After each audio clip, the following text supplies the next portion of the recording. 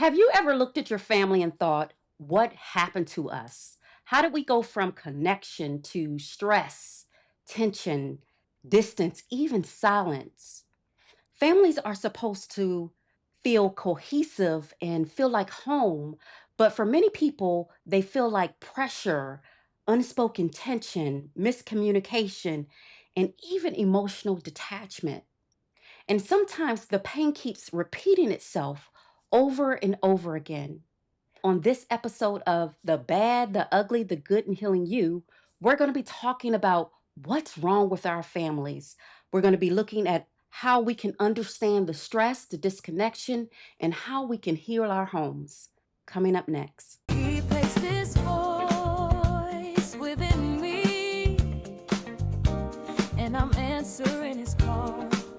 I choose light when life feels broken. I choose faith when hope feels small. This is my destiny to speak healing, hope, and love. Yeah, I've answered his call.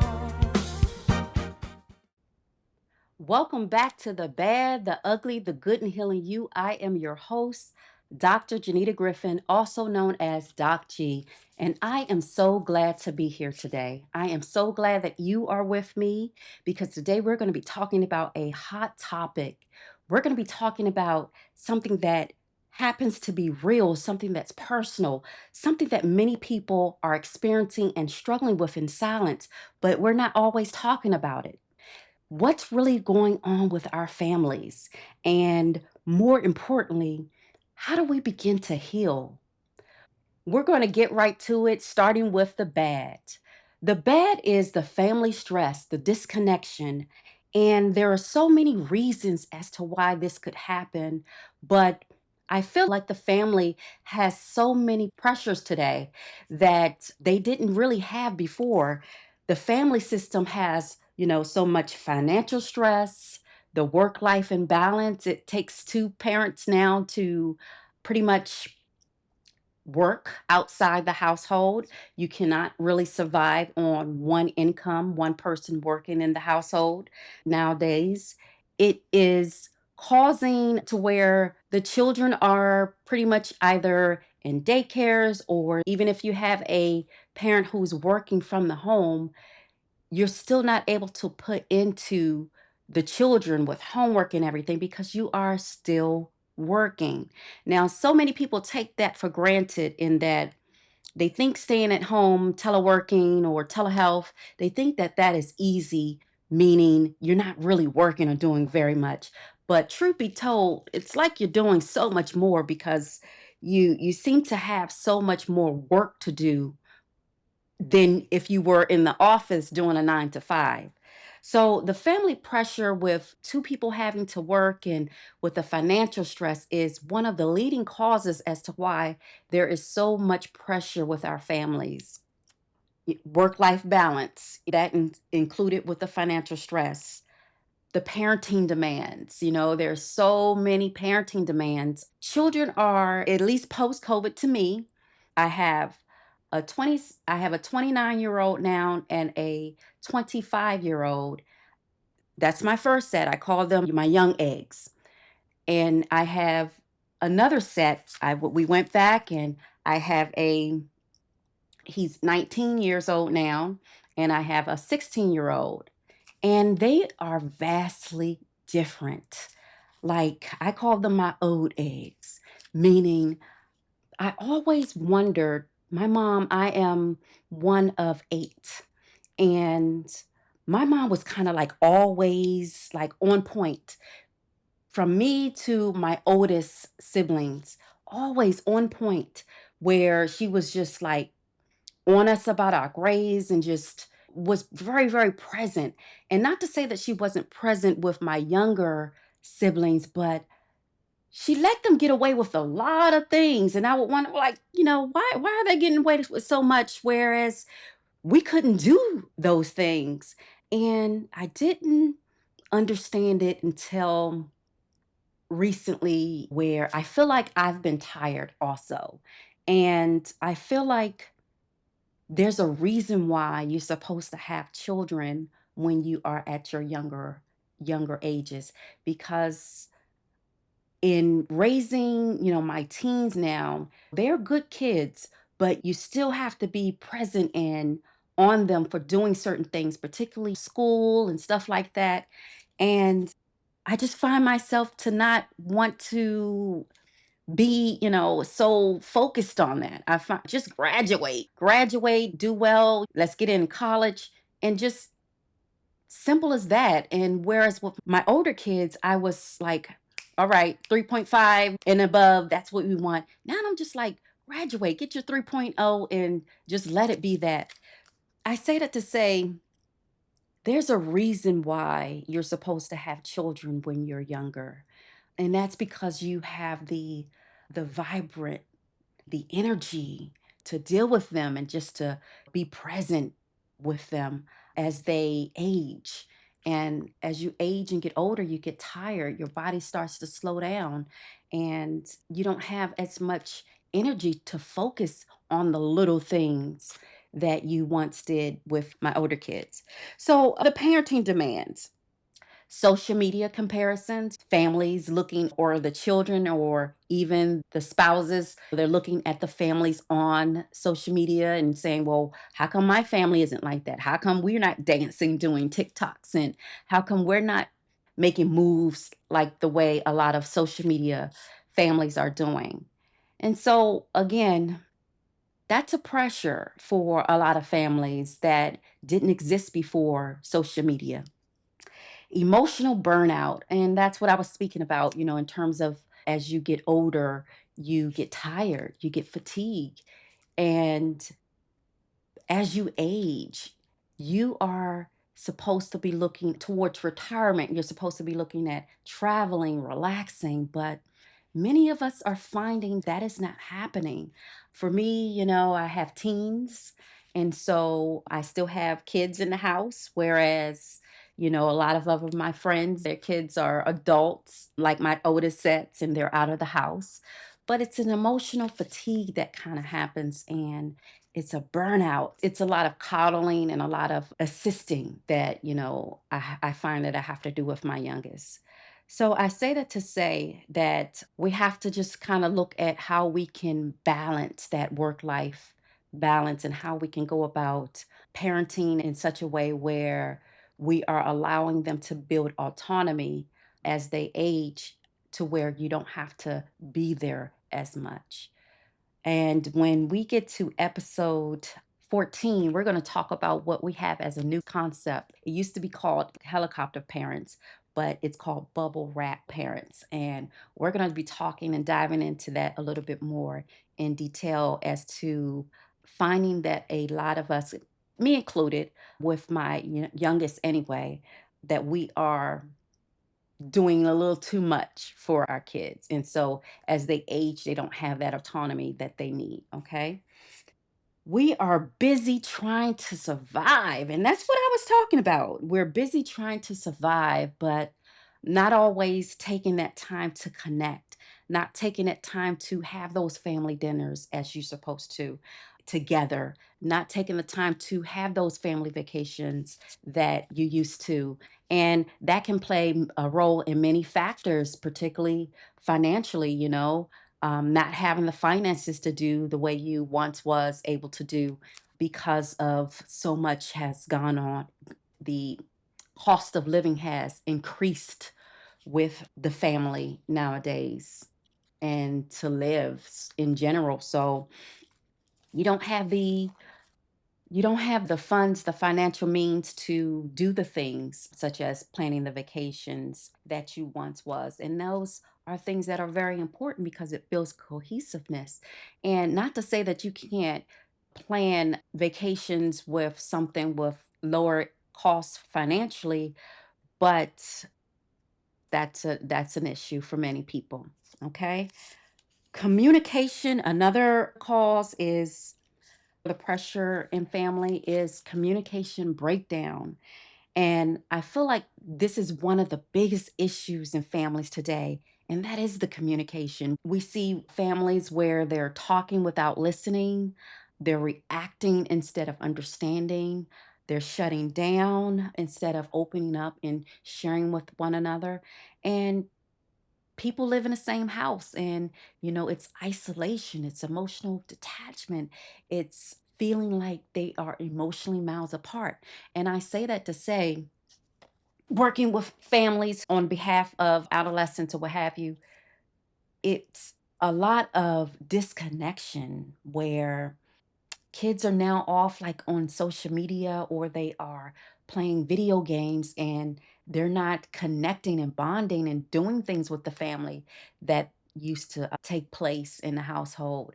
And many kids don't want to. They don't want to bond with the family. They don't want to do a lot of those things, and they prefer being online and communicating and connecting with their friends than their family. And that's an issue. There's a big communication breakdown, you guys. You can love your family, and you can still feel disconnected from them. You can, love your kid and not like them. Let me say that again. You can love your kid and not like them. That's a problem. So it still feels like a disconnection for them. It looks like surface level conversations, not deep connection conversation. Looks like just kind of everyday things. It's avoidance and not really tackling the real issues. I would often ask my daughter, "Hey, how was school today?" "Fine." "No, I don't want to hear that." "How was school today? Elaborate for me.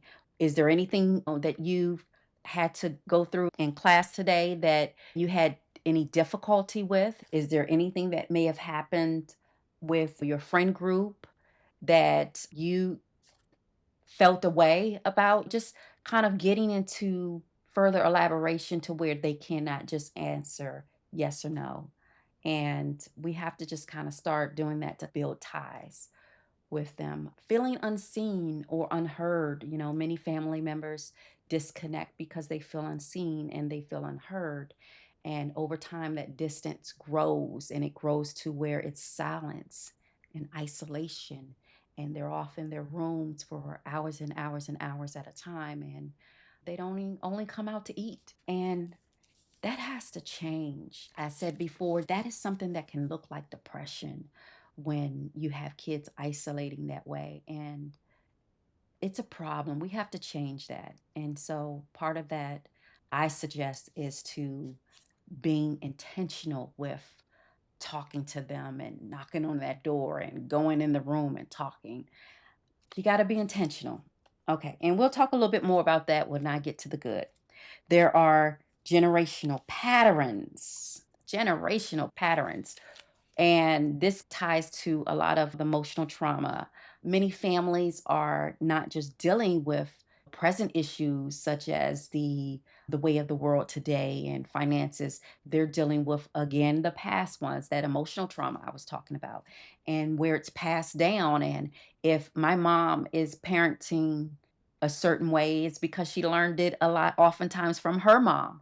And then her mom learned it from her grandmother, so to speak. So that's an issue where it's kind of just passed down, and it's a problem.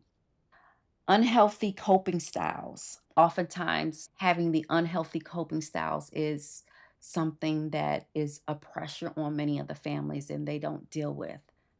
And they have to look at learning how to become more cohesive with one another, and being able to communicate differently where it can be received in a healthy way with the family.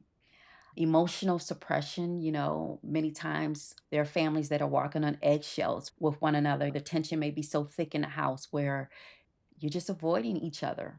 So, what wasn't healed gets repeated. Those are things that kind of pass down from one generation to the next. And that's an issue. That's an issue. Before we go deeper, I want you to just listen to a skit I created, because I feel like for many families, this is what communication looks like now. So stay tuned. Before we go deeper, I want you to listen to this moment. Because for many families, this is what communication looks like. Why are you always in your room? You don't talk to us anymore. I don't know. I just need space. Space from your family? We miss you. I know. Because every time I do talk, you don't listen. You never listen to me. That's not true. We're talking right now This isn't talking, you're just saying I'm wrong. because you are wrong about this. No, you're talking. You're not hearing me. What? I am listening. No, you're not. You're on your phone. Okay, I'm putting it down. Talk.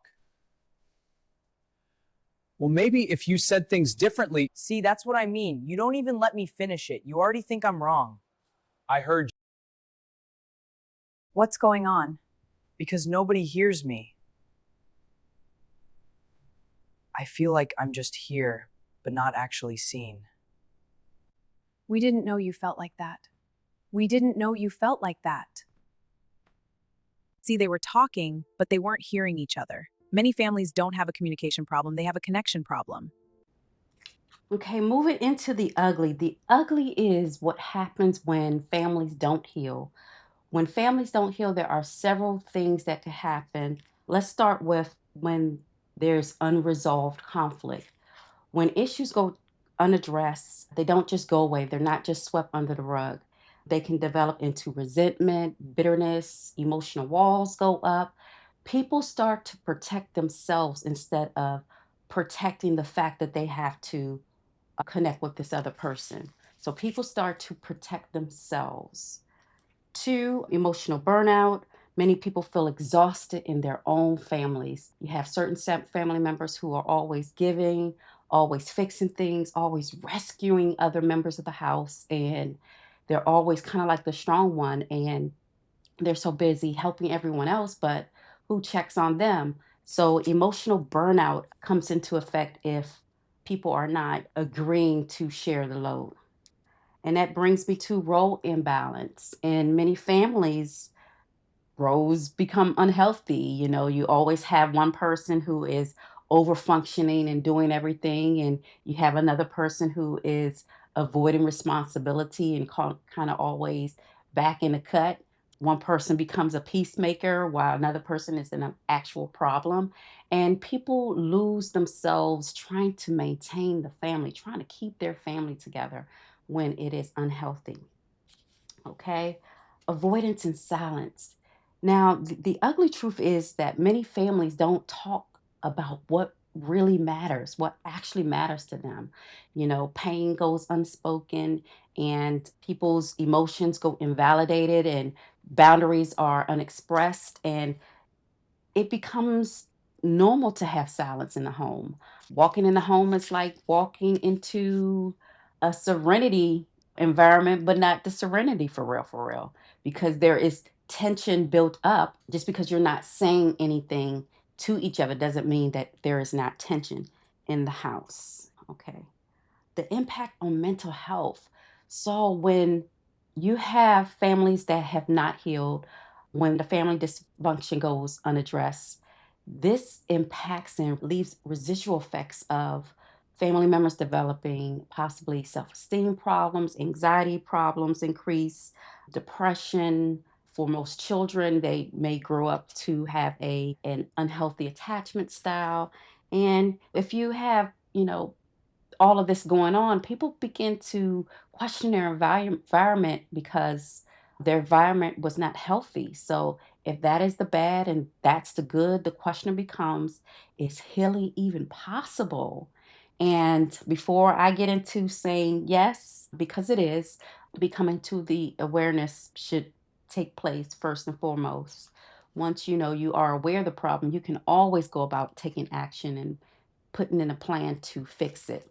But there's something else that is happening today and it's increased, and I want to talk about, and that is the increase in estrangement, the increase in divorce and high conflict relationships.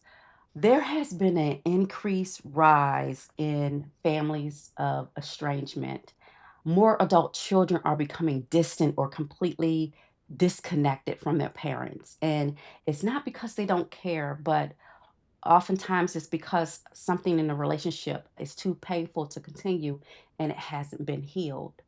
Estrangement comes from things like unresolved trauma, emotional neglect, and repeated boundary violations. You have parents who may be intrusive and overstepping their adult children's boundaries, and it becomes stressful at a point in time to where the adult child just says the best thing for them to do to save face is to just disconnect and disassociate themselves altogether from their parents. Also, feeling unseen or unheard over time, and sometimes distance becomes the only way for them to protect their peace and sort of like for self preservation. Research. Research and clinical observations have shown that family estrangement is becoming more common, especially among adult children who are prioritizing mental health, boundaries, and emotional safety. Wow. It isn't always about rejection. Sometimes it's just about self-preservation in general. If you have that family member or that parent who has had mental health problems as far as you can remember, and they are still choosing not to get help, they're choosing not to get some support with whatever mental health condition they're struggling with.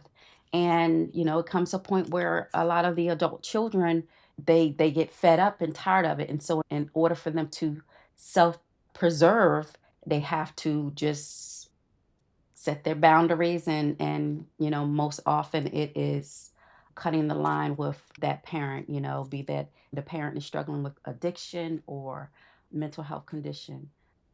More and more children are doing that now. And divorce and separation. We are seeing high rates of divorce and separation. And while divorce can sometimes be necessary and healthy, if you have a relationship where it's, so much infidelity and volatile, abusive, then that's very unhealthy. Even though parents may divorce because of that, that creates also still a ripple effect. And children may experience things like confusion, divided loyalty, don't know who to, side with because they feeling like, one parent wants them to side or the other and vice versa. You grow up having difficulty trusting in relationships, and that's an issue as well. You grow up and you have problems with trust and you carry it into your relationships. And even when parents try to protect them, you have parents who try to shield their children from the messy divorce and everything. There's still a shift. Children still feel the residual effect.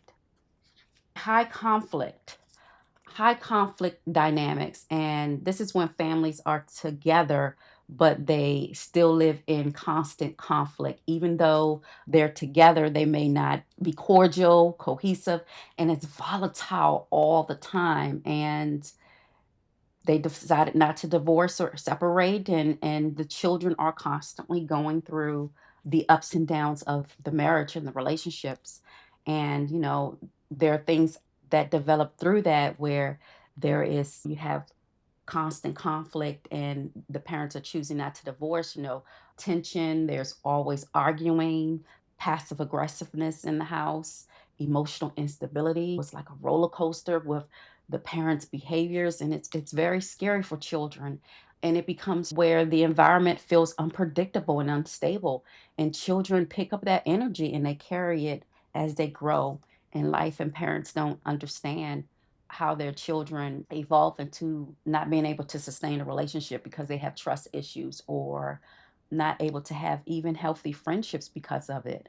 And for children, that is damaging. For parents to be in a relationship together and it's high conflict and volatile is just as damaging as if the parents divorced or separated. So that's a lot. And children deserve better. They deserve better. There is an emotional impact on children as they grow into becoming adults. When children grow up in these environments, they may carry into adulthood, as I was saying, the trust issues, the fear of conflict, abandonment issues, and on the flip side, people pleasing, and they may even avoid relationships altogether. So there is a damaging impact when you have children who are raised in high conflict, households. And some would say it's more damaging than separation or divorce.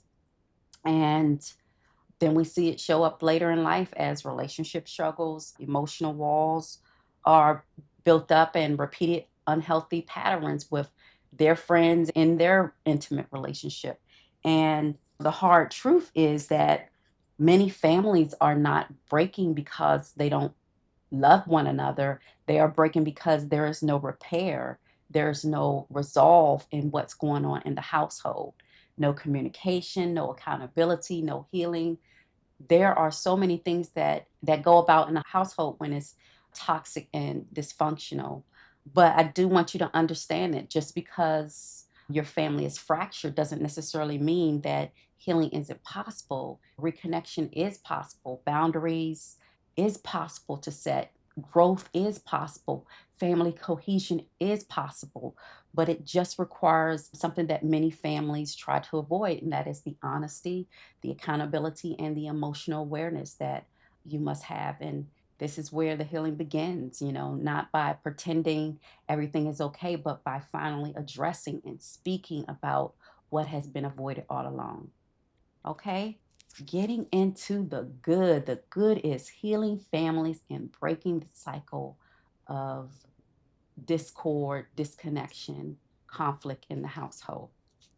Okay. Several things. Awareness is the first step. And I say this all the time. Healing begins with awareness, no blaming, no pointing fingers, but just understanding the patterns, and what you can see, you can begin to change. So just bringing to your awareness that we have a problem here and work on healing. Two is healthy communication. Families don't heal without communication, period. You have to start opening up, talking to each other. And that means listening to understand, expressing your feelings openly and honestly. No one saying things to hurt people's feelings in a mean and derogatory way. You can say things appropriately and nicely where a person can receive it. Okay. Creating safe spaces, not having perfect conversations, but real ones, having real conversations. So communicating. Three, boundaries within the family. Boundaries are necessary, even in families. You must have that. You have to protect your peace. You should be able to say no without taking that guilt back into your space, taking it to bed with you at night where you say no and you're thinking about the guilt, overextending yourself. Boundaries don't break families, they protect individuals within them. And so it is very important that families develop boundaries, okay? Individual healing impacts the whole. One person healing can shift the entire family dynamic. When you respond differently, you set your boundaries, you choose peace, you choose appropriate words to communicate what it is that you need to convey, the system begins to change around you. So, one change, I'm imagining that as a parent, there's a ripple effect. When you change and you work on improving your behavior, the system will fall in line and everyone will start to look at their behaviors as well. But it definitely just takes one, okay? Redefining family. Family is not just who you are related to, it's about who you feel safe with. And sometimes healing means strengthening your relationships or redefining them. Even within the family, even within the family network, you can say, let's reset, let's start anew right now at this present place and time, and look to be a healthier and better family from that point. You can do that. You can reset. So redefine your family, okay? Set goals and make the mark collectively together. There's some practical tools that I want to give you just to kind of have in your toolbox to kind of help you start from somewhere. So the first is to reflect. Ask yourself, what role do I play in my family dynamic? Ask yourself that question and reflect on it and be honest with yourself. Two, communicate one truth. Have one honest conversation a week. Have one honest conversation a week with a family member. to start just reconnecting with one another. 3, set one boundary. Set small, clear, and respectful boundaries to where everybody can agree. And 4, give yourself compassion. You are learning what you've never been taught before, and showing yourself some compassion can help you kind of restart and set this as a goal to where you can work on healing your family and you all can agree and look at how you can go about bonding and healing whatever trauma or whatever is lurking around in your house that is kind of swept under the rug and no one is talking about. Okay, and I want you to ask yourself some questions. Ask yourself, what feels off in my family dynamic? Ask yourself those questions. What feels off in my family dynamic? What patterns keep repeating? And what is one thing I can change starting with me? Ask yourself those questions and look at how you can go about healing your family.